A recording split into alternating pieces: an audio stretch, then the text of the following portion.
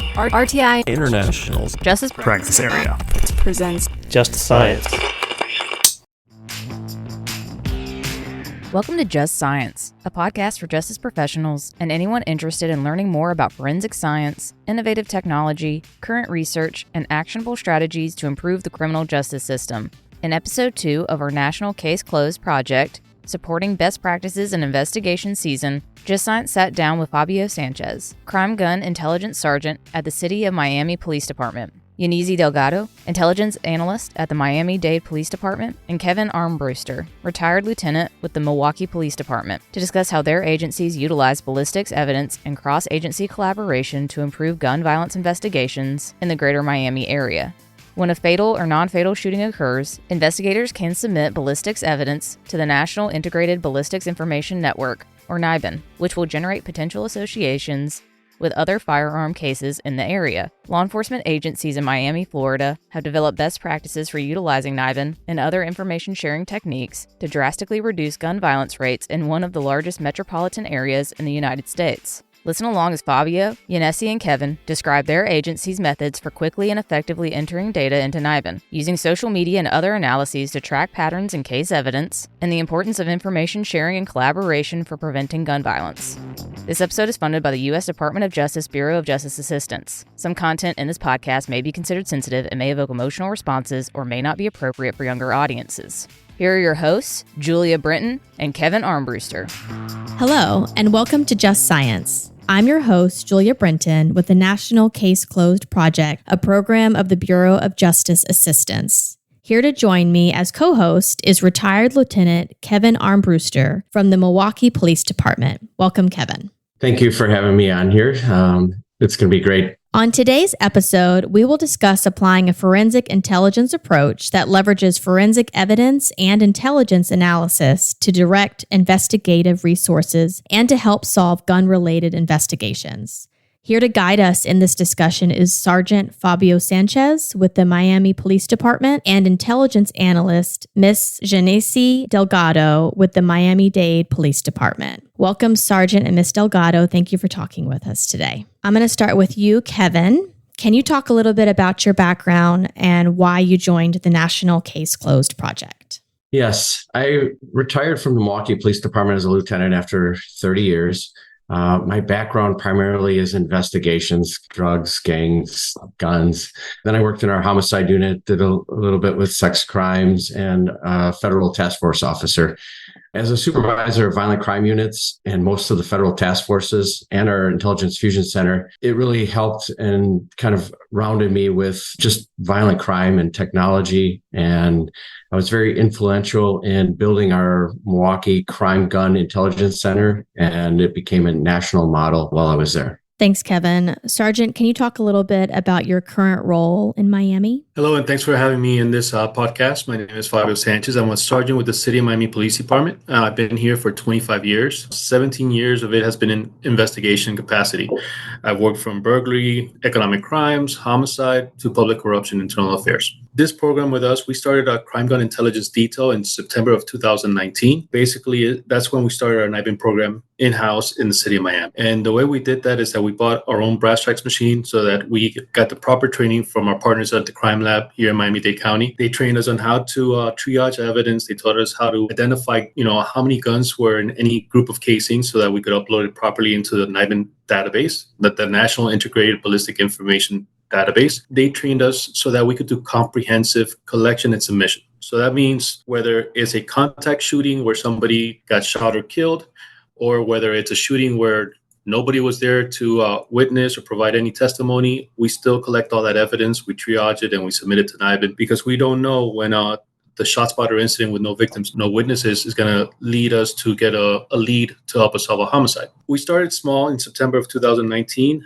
with a team of 2 detectives and a CSI that basically did everything within the NIBIN process at a technician level, not to the level that is done at the crime lab with firearm examiners, but at that technician level. So we could, guide the process, we could expedite the process, and we worked with our property unit so that we could make a lot of this processes automatic. We streamlined it. So no longer does a detective have to submit a request to process the evidence. It happens automatically. Our team goes to property. They have a good working relationship with them. We have the evidence that comes in. We see which guns come in, we see what casings come in, and we could identify what needs to go into the NIBIN process. What that has provided us is an ability to streamline the process that would normally take a long time between transport from our department to the county lab to something that happens automatically within 1 day. So now we get information, we're able to triage evidence, enter it within the next business day, or if it's something important enough, we could do it the same day and get results back in as little as 3 hours. That's I think our record so far, 3 hours, where it's the evidence being processed, collected, and submitted to NIBIN in a NIBIN response. That information now helps investigators to kind of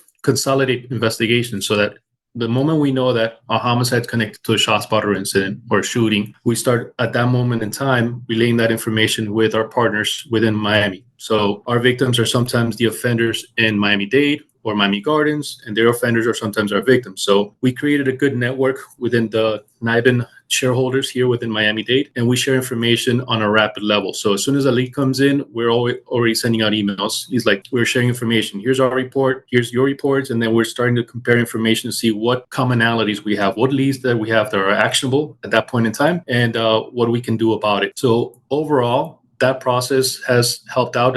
2019, we've generated over 1,400 leads within our department, and we've had a lot of great success that can be quantified in how we started. Some of the information I could tell you is that as a result of collaborating with not only our department, but with collaborating with outside agencies, we've been able to reduce a lot of the crime, not only here in the city of Miami, but I think overall in Miami-Dade County. And I'm pretty sure our partner, Genesi, will collaborate as to how we're seeing the numbers go down due to our collaboration, because now we're getting to the information much quicker. We're getting to the offenders, the 10th, 11th, 12th, 13th shooting, we're getting it early on when we're making the connection. So that's how an in-department, like in-house CJIC program helps the department out, because you can imagine the county that we have, the lab, has 32 agencies that they have to process evidence for. And on top of that, their own evidence from their own department. So by us being able to expedite our process, now we're sharing information with them on a regular basis. And then, so when it goes to trial, now we could actually, instead of just doing all the entries that we do, now the county lab can actually go into it and do the comparison where a firearm examiner is now going to testify to the results. So instead of submitting thousands and thousands, doing the technician work that would normally be done by them, now they could concentrate on the work that really matters, which is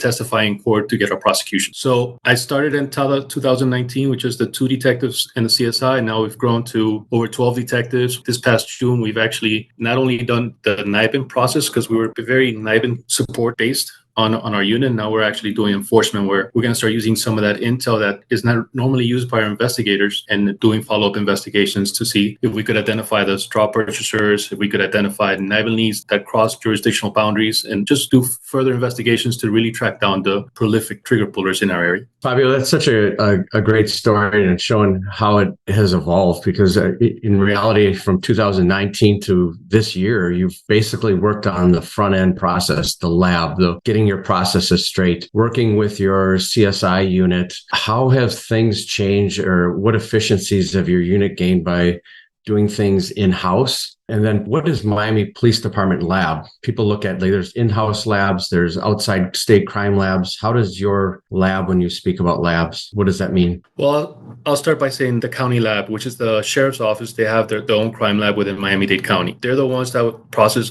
the bulk of our evidence that needs any forensic review and enhancement, or anything forensic that needs to be processed for a prosecutorial process. You could imagine, I don't know the total numbers of shootings, but I'm pretty sure we're in the range of thousands of shootings. Maybe Genesi could probably state that fact. But if it's a crime that's processing thousands and thousands of shootings from a year from the surrounding agencies, it becomes difficult to get that information back in a timely basis. So by now being able to, as a department, being able to process that evidence as it comes in on a daily basis, now we're getting information that we could share. And we were one of the main contributors to the county lab. Aside from their own shootings, we were one of the main contributors. So we're part of the cog in the process. So we're delaying some of the results coming out because they just had a lot of workload to deal with between casings and guns and all that information. So by the time we got to investigations, sometimes in the previous version, I'm not saying the current version because we've grown exponentially between what we were at 2019 and what we are now. But the crime lab now is able to do their evidence in a more timely basis. They're able to assist other agencies in a more timely basis, the smaller agencies that don't have that much shootings to go into it. And now the information we're sharing is more current. So as the investigation is ongoing, the detectives are able to get that intel and see the context, how it collaborates with their investigations, their leads, their suspect vehicles, their offenders, and seeing how it correlates.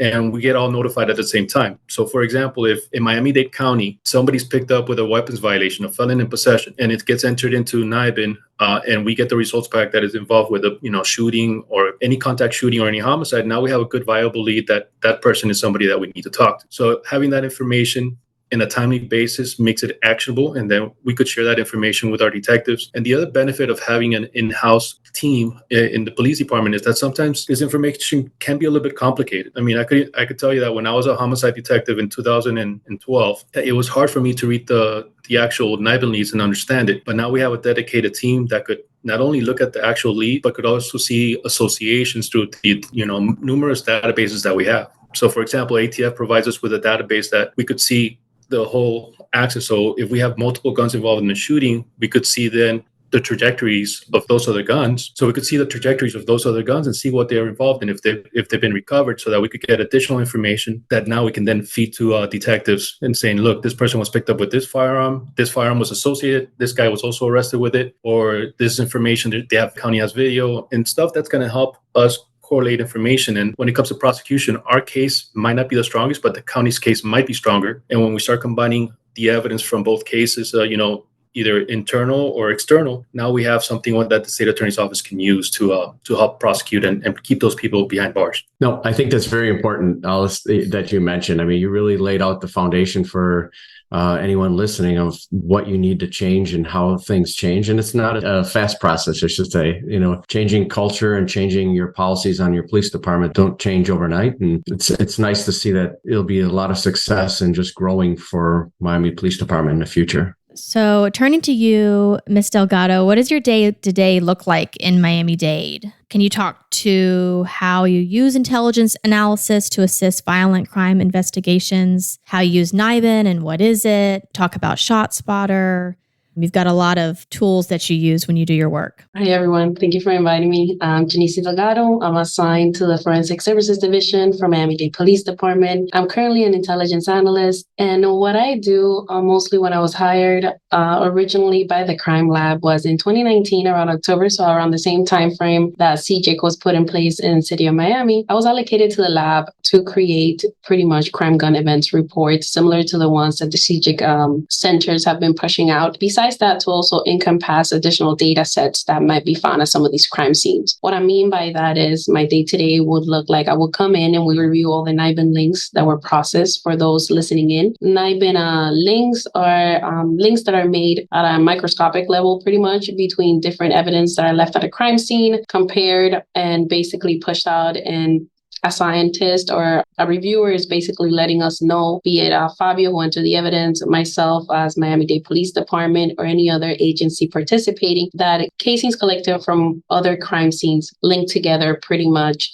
and is the same gun being present in multiple scenarios. That being said, when I come in, usually I receive a link through NIBIN, and they let me know if cases are connected, like Fabio mentioned, if somebody was arrested with a firearm. And what we've done through the years, if we pretty much created a database of some of these NIBIN links through my charts, which we call them spider web analysis. And basically what comes into place is like when you're in school and you saw like a big spider and then everything linked and it kind of told you about all the connections and everything to come into place. That's basically what is in there, is a layer of information. So you mentioned some of the systems that I used. ShotSpotter is one of them. So when a ShotSpotter goes off, an officer responds to the scene. A ShotSpotter is a gunshot detection system. What it does is it triangulates the sounds from the gunshots as it's actually being fired from the offender, or it might be a victim too trying to defend themselves. It triangulates that sound and it lets you know within 80 feet, I believe, margin of error or just a circumference around the area where the shooter or the shooting might actually been originated. Officers are dispatched to the scene. Evidence will be collected. A call doesn't have to come in from a witness or a victim. It's just automatically an officer is dispatched there. Evidence is collected. Aid is rendered if there's a victim on site, and that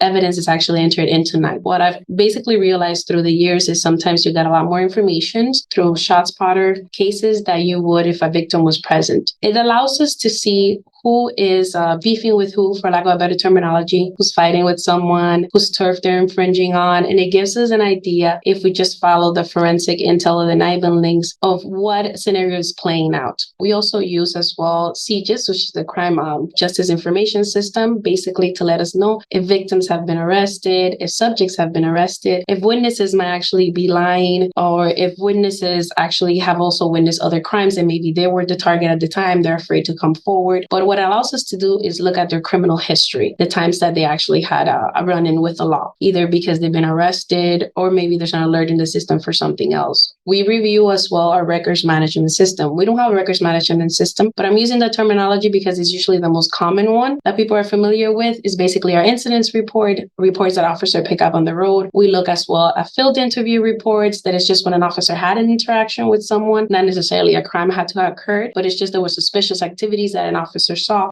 An intake was made and that person will show up later on. There's also LINKS, which is a great database. It was created by the Naval Academy. It allows you to research multiple agencies' criminal pretty much record system, or just records management system in general, to see if they were involved in incidents, if there might be a witness somewhere, so on and so forth. And we take this law enforcement databases information and we add on to it the forensic intel portion on our end. And then we add on to that as well any open source information that we might find on social media.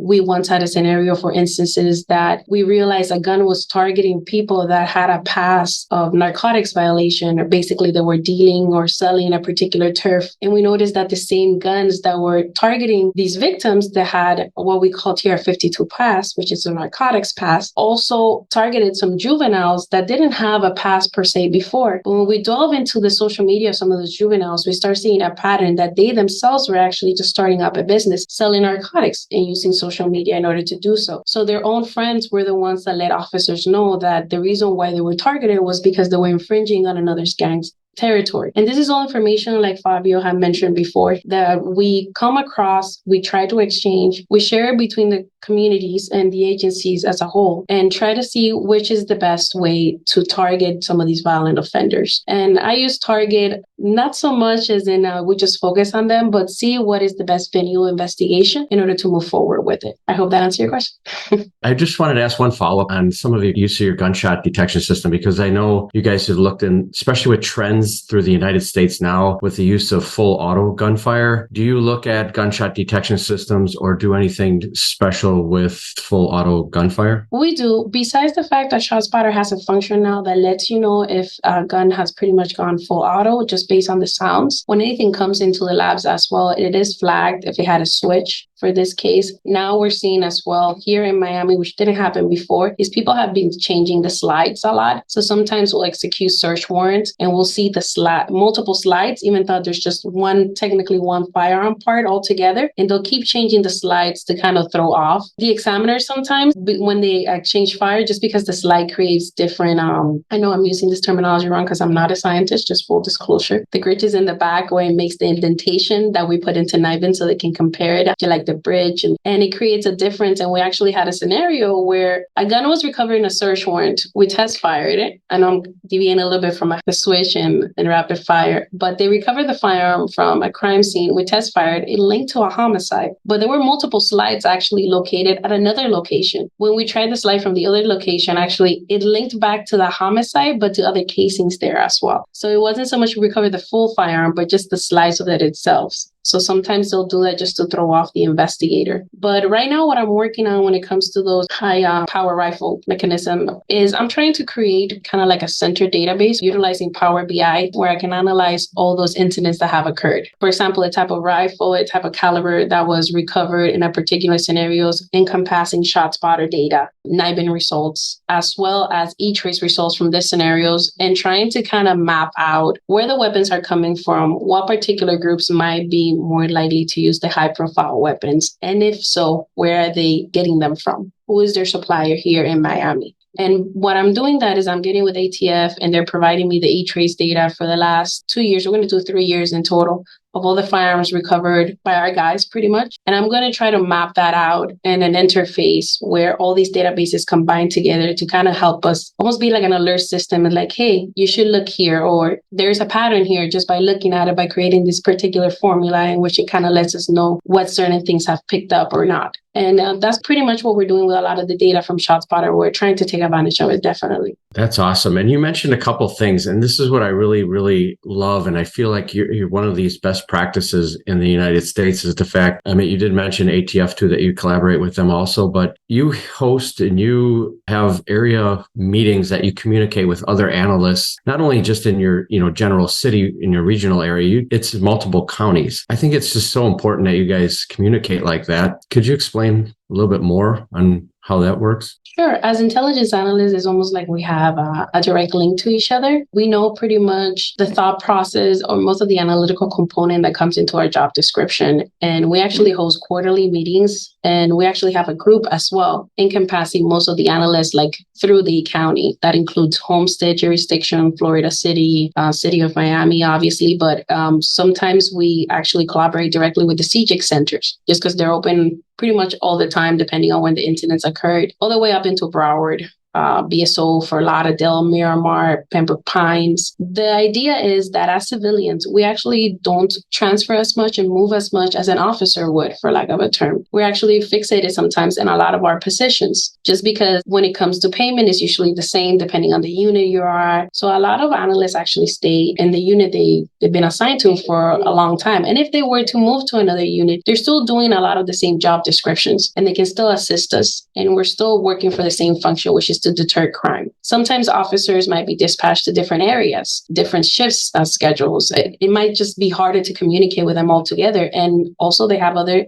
job responsibilities that an analyst would do. So we make sure to create almost like a web of contacts, for lack of a better terminology, within the analyst field itself, where we help each other exchange information and make sure we pick up on any trends that have been going on. We share that, disseminate that, and ensure that our officers act on it because we know who to provide that information to at a more accurate time. We actually have an analyst in cybersecurity here at Miami-Dade that she does most of our quarterly meetings along with the training bureau to encompass all the analysts get together and we exchange ideas. We actually teach each other what techniques have been more proficient in the area, what actually works for us. And I'm actually hosting a presentation on Power BI because we recently acquired it, as well as new training on Excel, how we can utilize it to enhance our investigations. And when I'm saying that communicating with your counterparts, like the relationship I have with Fabio, is key to a lot of the success that we had here, I'm understating the importance of it. It's very important for law enforcement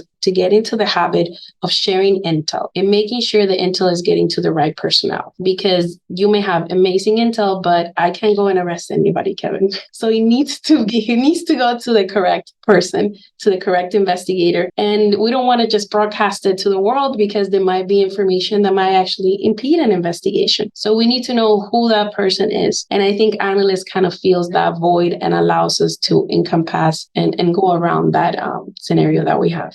Yeah, I think you're really bringing up an important point of what you do. I mean, you are bringing up all this intelligence on, especially with NIBIN leads, putting that contextual information, you're giving it to the investigators, you're having that communication. So, I mean, if people are thinking about, I'm waiting on getting police reports from you're that communication piece that is so essential to a crime gun intelligence center. I love it. And it probably goes right into the next question I have for Sergeant Sanchez. How do you collaborate with crime intelligence analysts and conduct investigations and some of your lessons learned? because as you said before, now you're on that next part. Now you're on that operational part. And what Janacy said, she's giving you this intel. Where's the action that comes behind it?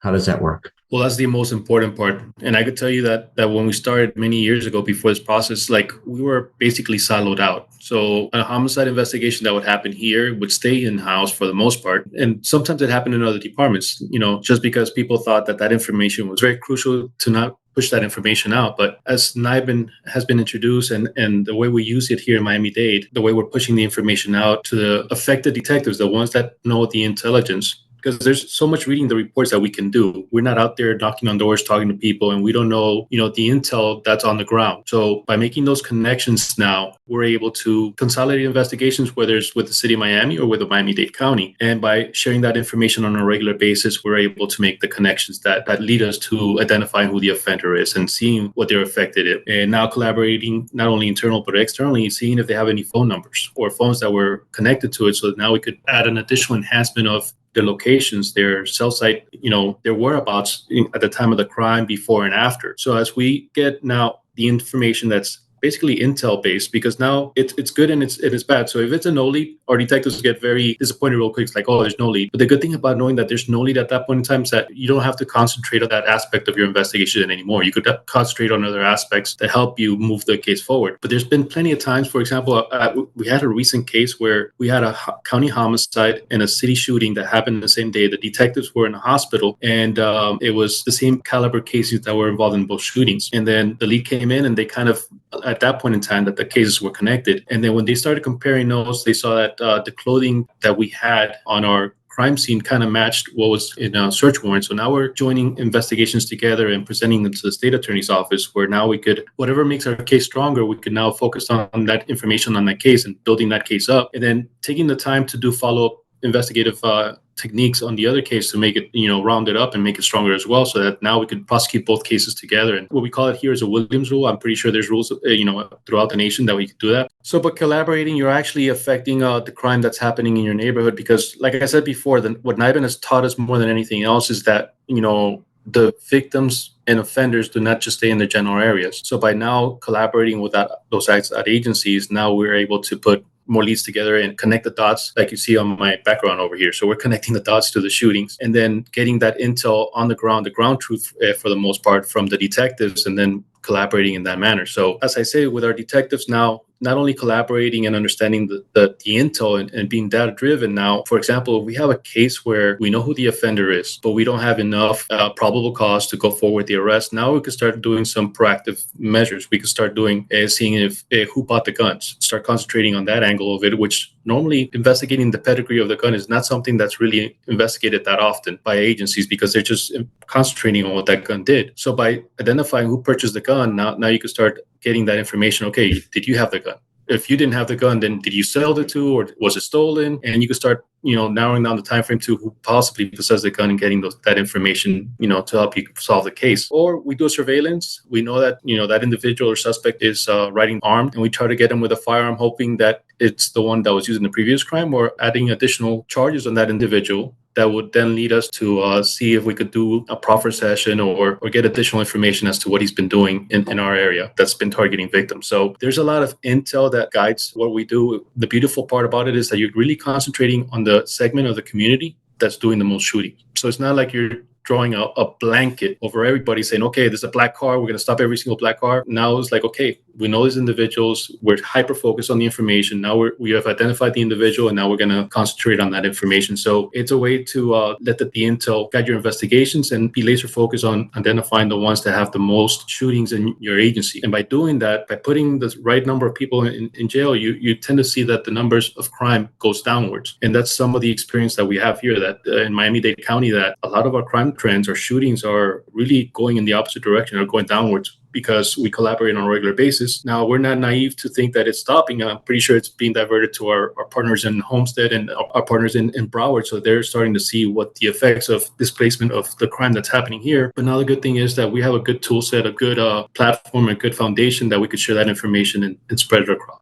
Yes, Sarge, I really think that you hit that on the head. The thinking about like how you're targeting people and targeting the right people. I think there's a lot of cities around the U.S. that actually have a CJIC program in place, but they're missing this part. The leads are just going to detectives and they're letting the detectives do it themselves. But you're adding additional people in place to actually bring these cases to the finish line, to do the extra work. You're bringing these resources in, federal resources, your own resources. You mentioned surveillance. There's usually extra search warrants with it. I just think that's such a key part that your city has embraced, and not only embraced. I mean, you talk about how, crime has gone down in a large metropolitan area. And I think it's important to know that, you started with things and staffing really wasn't there. You started with like a person or, two. I mean, it doesn't take a lot to have that investment in this. I don't know if you can expand on that or thoughts. Yeah. No, having the right people in place that have basically the respect of others will help you go a long way. So when we were able to recruit people for this program, we got Detective Thompson. That was an integral part of the ballistic information. He's an expert. He's a gun guy. He knows subject matter expert when it comes to guns, and he embraces information. So as the leads would come in, we would go to our investigators, share that information with them and let them know. Yeah, and the initial phases are like, yeah, this is, NIBIN. We have other process. But not only do we do it through the detectives one-on-one, but we also have it throughout the agency. The buy-in from the agency and our command staff is something that cannot be understated either. Our command staff embraces technology and saw that this was a way of moving forward, the way that they've seen it in many other conferences instituted in other agencies. So it's nothing new. It's just now instituting it in our agency and making sure it's successful and effective. So I could tell you the best thing that we could have done was start our biweekly meetings with violent crime, where the chief of investigations, Chief Aguilar at the time, would create an agenda of all the shootings that happen within the area and would push it out to the commanders of the units. So the homicide unit was there, the violent crime lieutenant was there, the special investigations staff was there. So their SIS command staff, usually that's the place where everything remains secret. Now we're all collaborating on a regular basis. We brought in our gang component. So anytime we had a shooting and we saw an NIBIN connection, as Janacy very clearly stated, like you could see where the infringement on the turf wars were going on. We started identifying that information. Now we started sharing that information in basically within the criminal investigations section, and also sharing it with our outside partners. And when we started doing that, it held the detective accountable. So they knew that NIBIN only was there. They looked into it further. When it solved the case, that was fine. When it wasn't enough, then they moved on to other investigative components. But we had everybody there that could possibly help that investigator with his investigation, from gangs and narcotics and robbery or anywhere else that could share that information, that move that information along. So as we went along, the collaboration has basically enhanced and it's moving investigations forward, because we know that there's multiple ways to tackle a case. But by sharing that information with the detective and their supervisors, knowing that information is in there, now it brings in the accountability. So now you can't ignore that the lead was there. You either address it and it helps you out, or you move on to other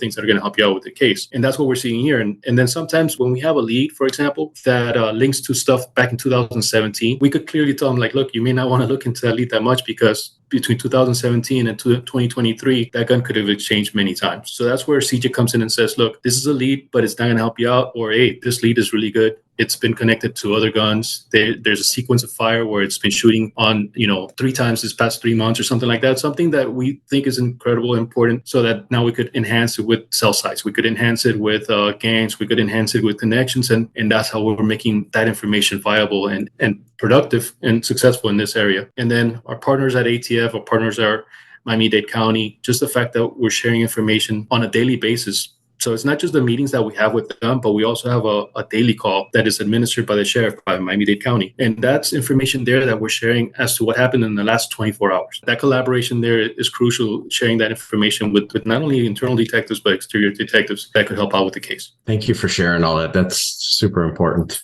So turning back to you, Janacy, how can other agencies, including ones that may not be the size of Miami-Dade, take steps to implement more of a forensic intelligence-based approach to shootings investigations? One thing I have noticed the more I've been in this position is that sometimes while you might not have all the fancy resources that bigger agencies are fortunate to have, there is a lot of grants available where you can apply for and actually start either a CJIC center, which is a big boost because I know a lot of different entities, they're very dependent on labs in order to do the workup. And because of geographical issues, it might be far away. So it might take them a while to get there.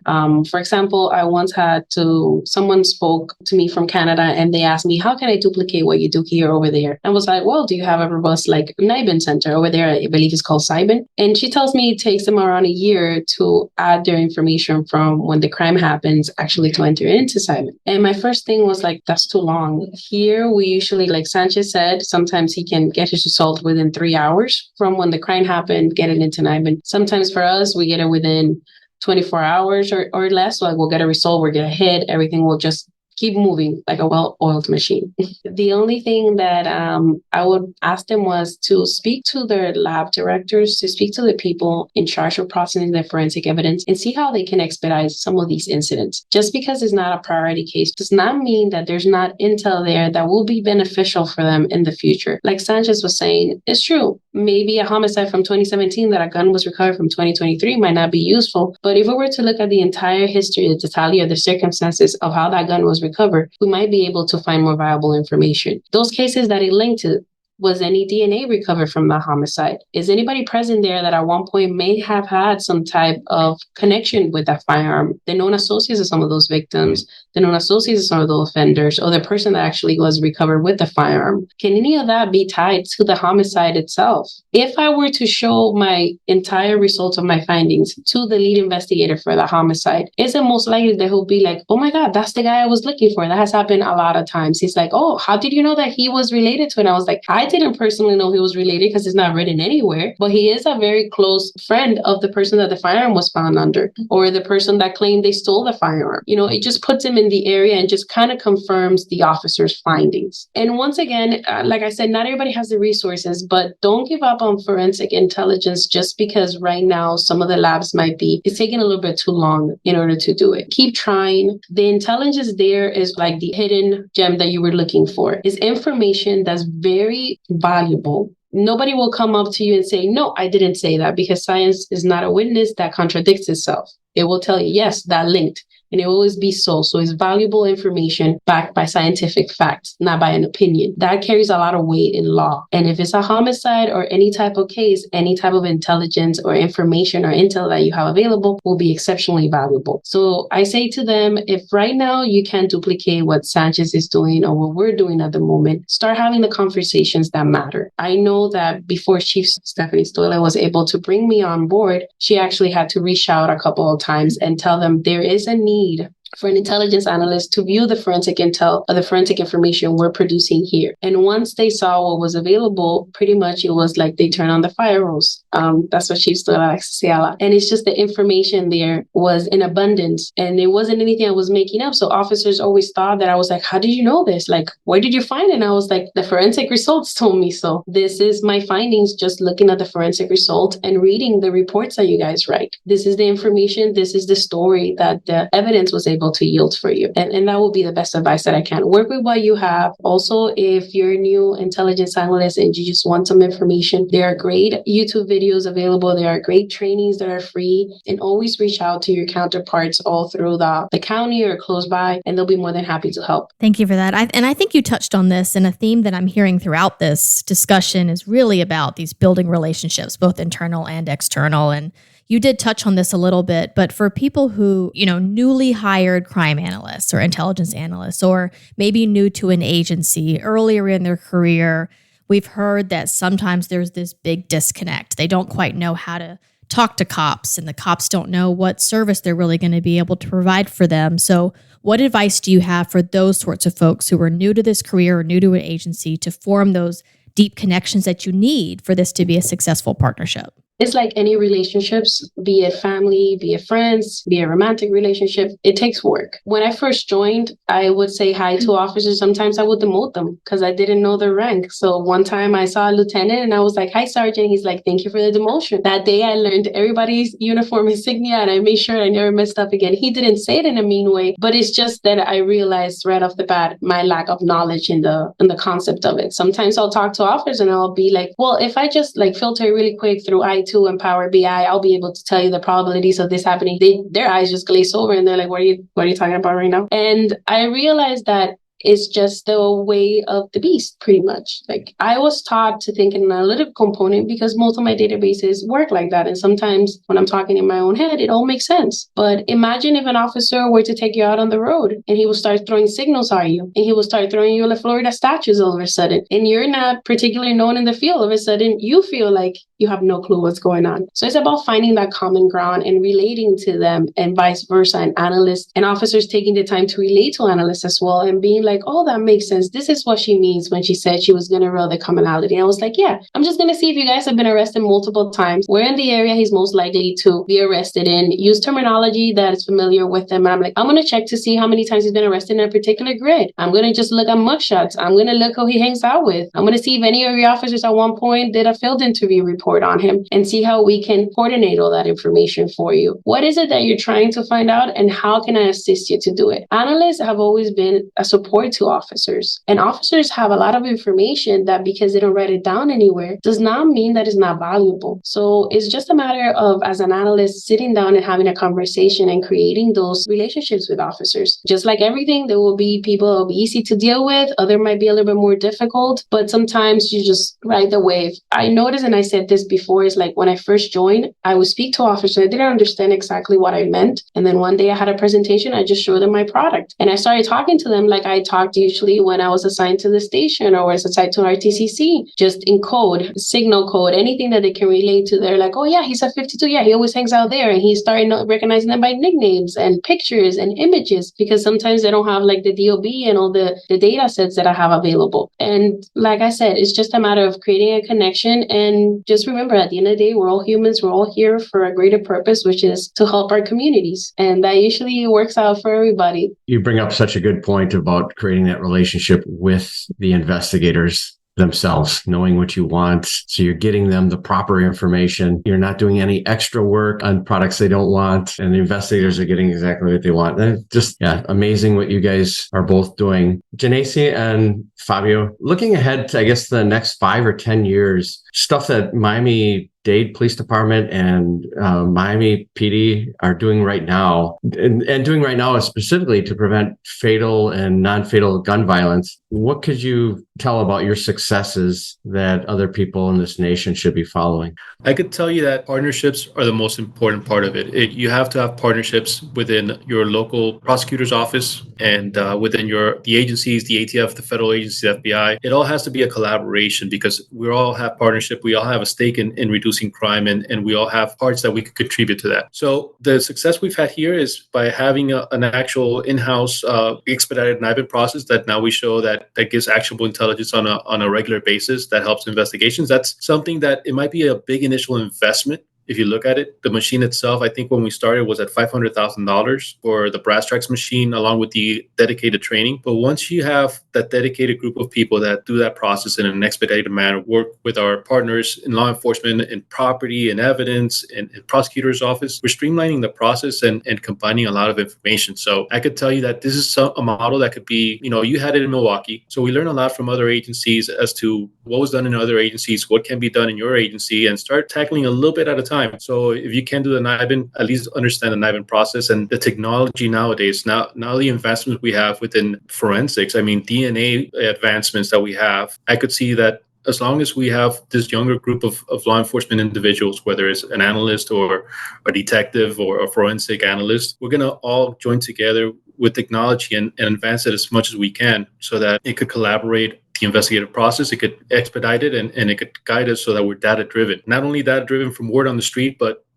understanding that the forensics has a big component that could help your investigation now. When you factor in video, cell sites, this all combines together, it's a point where you don't always need a witness or victim, a witness or somebody to say, yes, that's the person that shot me, because we have the video, we have the DNA, we have the kniving connection. We have all those components that kind of point to the offender and get to a point where it's undisputable to some extent, where it becomes unsurmountable for the defense to overcome that overwhelming circumstantial evidence. So we'll see more of these cases with the multi-layer of components. But I think the more we embrace technology and partnerships, the way we embrace our collaboration, I think the collaboration here is the most important part. As long as you have partnerships throughout the region and you have a champion within your agency that could help you move this process along, you could take baby steps and move light years ahead of where you are, because we definitely saw that here in Miami. A lot of the technology, a lot of the forensics helped us break through those barriers. And if it wasn't for that and the dedicated individuals like Janacy and the people here at CJIC, if it wasn't for those dedicated people, we wouldn't be able to break through those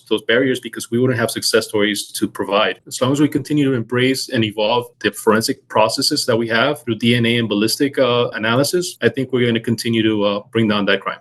So let me ask you, Sergeant Sanchez, using the CJIC model, what is your city as a whole seen as far as crime increase or decrease? So overall, we're seeing a drastic drop in violent crime involving firearms. Homicides so far this year for the city of Miami, we have a total of 25 that are straight up homicides, 7 that were justifiable where somebody was defending themselves. So 32 in total for an agency and a population the size of Miami. It's an incredible number. It's a historic number that we haven't seen since the, I think, 1950s. So compared to last year, for example, we had 12 less homicide at this point this year than we had last year. So that's a tribute to the hard work and collaboration that's been done by the surrounding agencies, but it could all be correlated to the forensic process that is being done in the background that's kind of driving some of these investigations. So as you look at other agencies that have the CJIC model incorporated into their structure, you're going to see that there's a drastic number of like a decrease in crime, and that's worth the investment that you put into it. That's worth the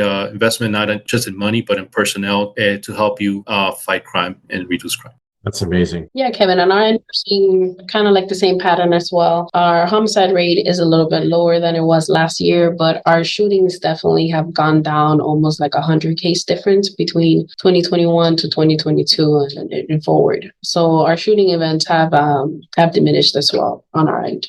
Well, we hope projects like the National Closed Case Project can continue to learn from agencies like yours. You guys are truly a best practice. Your whole region down there has really benefited from people like you and then departments like you that have invested in this. The best practices of crime gun intelligence centers, I mean, this is what it's all about. You guys have changed your investigative processes, your department processes, the way evidence flows, the way you're analyzing caseloads, and cases in itself. You're leveraging technology and forensics. You're using the most innovative best practices that we've seen in the United States. And that's where I see that, getting ballistics back from a crime lab 9 months to a year later is a thing of the past. And departments have that in their hands right now. And you definitely have shown us how we can actually change things for the better to make cases with easier solvability and linkages and to even increase your case clearance rates. And that's really what the National Closed Case Project is about. Thank you for having us. We're happy to have been part of the podcast and I appreciate everything you guys have done as well. Thank you. Yes, thank you, Julia, for inviting us to this important podcast. And